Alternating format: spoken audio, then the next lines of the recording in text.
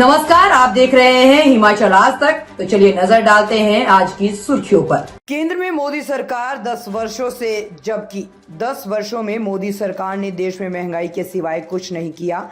ये बात आज कुल्लू में पत्रकार वार्ता करते हुए कांग्रेस के प्रदेश प्रवक्ता राजीव किमटा ने कही। उन्होंने कहा कि मोदी सरकार के 10 वर्षों के कार्यकाल में देश में कई जगहों पर ब्लास्ट हुए, जिसका शायद देश के प्रधानमंत्री नरेंद्र मोदी को आभास नहीं है। उन्होंने देश की सुरक्षा को लेकर भी मोदी सरकार के ऊपर तंज कसते हुए कहा कि देश की सुरक्षा भी खतरे में है।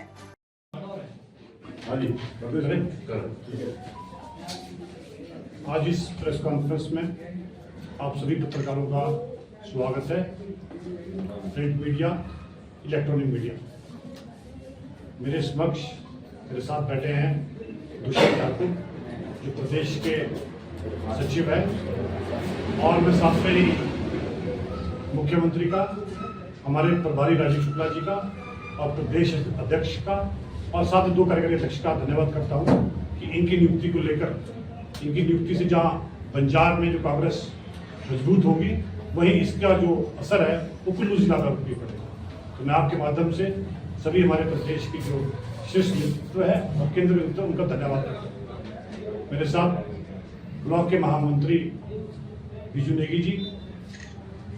आज आप सभी को मालूम है, हिंदुस्तान में चुनावी बेला चली है, जिसको लेकर आज सेकंड फेज का जो पोलिंग है वो तकरीबन 88 सीट्स में हिंदुस्तान के डिफरेंट कोने में जो है सेकंड फेज का जो इलेक्शन चल रहा है।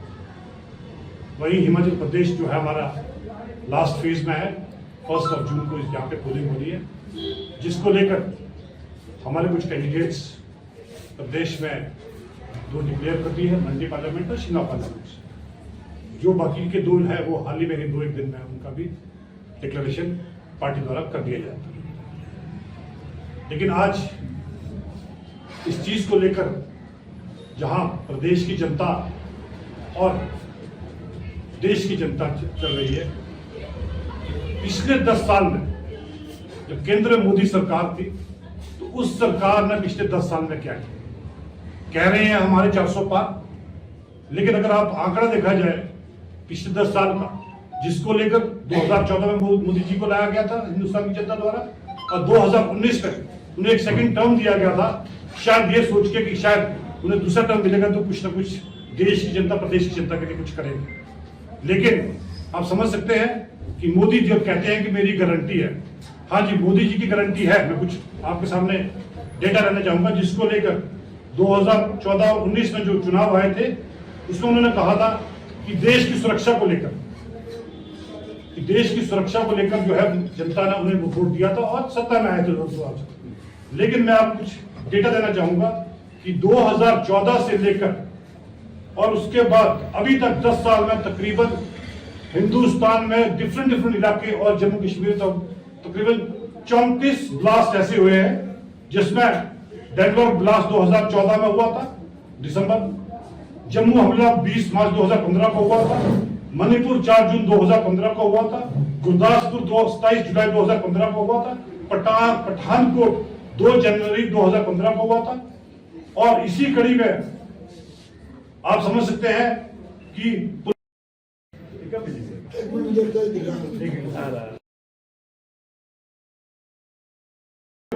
एक लोगों में था कि शायद जो देश की सुरक्षा है तो माननीय मोदी जी को, तो हम कहना चाहते हैं कि माननीय मोदी जी जब से आप आए हैं तो तकरीबन ये तो वो डेटा है जो बड़े बड़े ब्लास्ट हुए, जो अनस्पॉटेड अनरजिस्टर्ड है वो उसके अलावा है। तो समझ सकते हैं पिछले 10 सालों में जो आपकी ब्लास्ट की जो स्थिति है हिंदुस्तान में वो घटी नहीं है, अपितु बढ़ी है।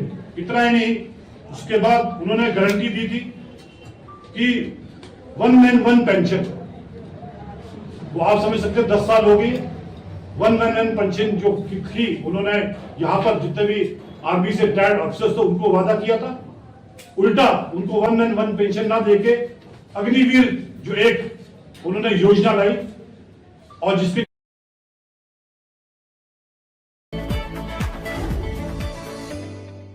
साल 2019 में कुल्लू रहा था मतदान में आगे। वर्ष 2019 का मंडी संसदीय क्षेत्र का लोकसभा चुनाव रोचक रहा था। संसदीय क्षेत्र के चुनाव में इतिहास में पहली बार जीत हार का आंकड़ा 4 लाख से ज्यादा पहुंचा था। वहीं मंडी संसदीय क्षेत्र के 17 विधानसभा क्षेत्र की बात करें तो कुल्लू विधानसभा क्षेत्र मतदान करने में पहले स्थान पर था, जबकि सराज विधानसभा क्षेत्र दूसरे और नाचन विधानसभा क्षेत्र तीसरे स्थान पर रहा। मजबूत लोकतंत्र बनाने के लिए कुल्लू के मतदाताओं ने बढ़ चढ़कर मतदान किया था, लिहाजा कुल्लू में मतदान को लेकर लोग बाकी विधानसभा क्षेत्र के मुकाबले जागरूक दिखे। इस विधानसभा क्षेत्र में लोकसभा चुनाव के लिए कुल मतदान 64,873 हुआ था। भाजपा को 43,414 और कांग्रेस के खाते में 18,746 मत पड़े थे। हालांकि कुल्लू विधानसभा क्षेत्र में कांग्रेस के विधायक थे, लेकिन कांग्रेस प्रत्याशी को लीड नहीं दे पाए। वहीं सराज विधानसभा क्षेत्र की बात करें तो लोकसभा चुनाव में मतदान करने में ये दूसरा स्थान पर रहा। यहां पर कुल वोटिंग 63,742 हुई थी। भाजपा को 49,166 और कांग्रेस को 12,017 वोट पड़े थे। हालांकि भाजपा यहां पर अपने प्रत्याशी को लीड देने में अव्वल रही थी। वहीं तीसरे स्थान पर नाचन विधानसभा क्षेत्र रहा।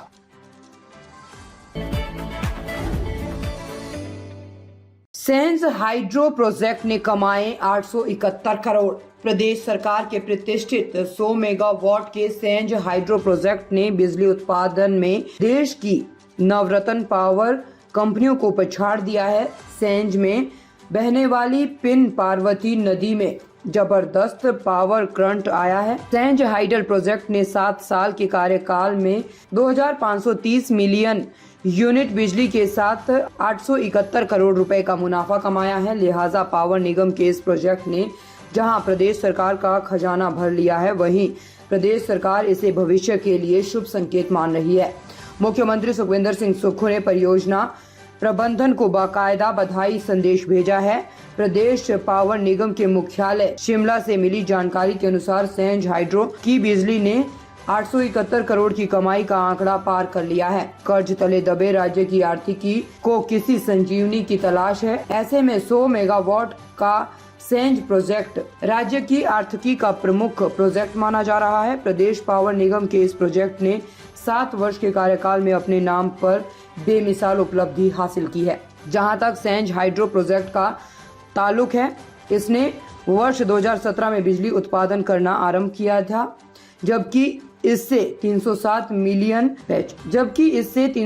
मिलियन यूनिट बिजली प्रति वर्ष उत्पादित होगी और सरकार को सालाना 154 करोड़ का राजस्व प्राप्त होगा। जबकि इस प्रोजेक्ट ने 871 करोड़ रुपए का राजस्व कमाया है। उल्लेखनीय है कि पावर निगम द्वारा बनाए गए इस हाइड्रो प्रोजेक्ट के राजस्व से ऊर्जा सेक्टर राज्य के आमदनी में भारी इजाफा होने का अनुमान है। हिमाचल में लगातार 5 दिन बारिश बर्फबारी के आसार, 6 जिलों के लिए ऑरेंज अलर्ट। हिमाचल प्रदेश में पश्चिमी विक्षोभ की सक्रियता से मौसम बिगड़ने के आसार है। राज्य में लगातार 5 दिनों तक बारिश का पूर्वानुमान है। इस दौरान चोटियों पर बर्फबारी की संभावना है। मौसम विज्ञान केंद्र शिमला के अनुसार 26 अप्रैल की देर शाम से 30 अप्रैल तक राज्य में बारिश होने के पूर्व अनुमान है। 27 से 29 अप्रैल के दौरान बारिश की तीव्रता चरम पर रहने के आसार है। इस अवधि के दौरान चंबा, लाहौल स्पीति, किन्नौर और कुल्लू जिलों की ऊंची पहाड़ियों पर हल्की से मध्यम बर्फबारी होने की भी संभावना है। 26 से 28 अप्रैल के दौरान राज्य के मैदानी, निचली पहाड़ियों और मध्य पहाड़ी जिलों में कुछ स्थानों पर अंधड़ चलने के साथ बारिश होने की संभावना है। वहीं शिमला, सोलन, कुल्लू, सिरमौर, चंबा, कांगड़ा, बिलासपुर और मंडी जिले में अलग अलग स्थानों पर ओलावृष्टि की संभावना है। इसी तरह 27 से 29 अप्रैल के दौरान कांगड़ा, चंबा, बिलासपुर, हमीरपुर, कुल्लू और मंडी में भारी बारिश के आसार हैं।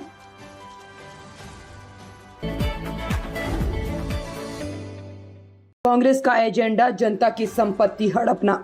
भारतीय जनता पार्टी मीडिया विभाग प्रभारी व विधायक रणधीर शर्मा ने कहा कि कांग्रेस गठबंधन द्वारा जारी घोषणा पत्र जहां अल्पसंख्यक तुष्टीकरण की राजनीति पर आधारित है, इस घोषणा पत्र में कम्युनिस्ट और माओवाद की झलक भी दिख रही है।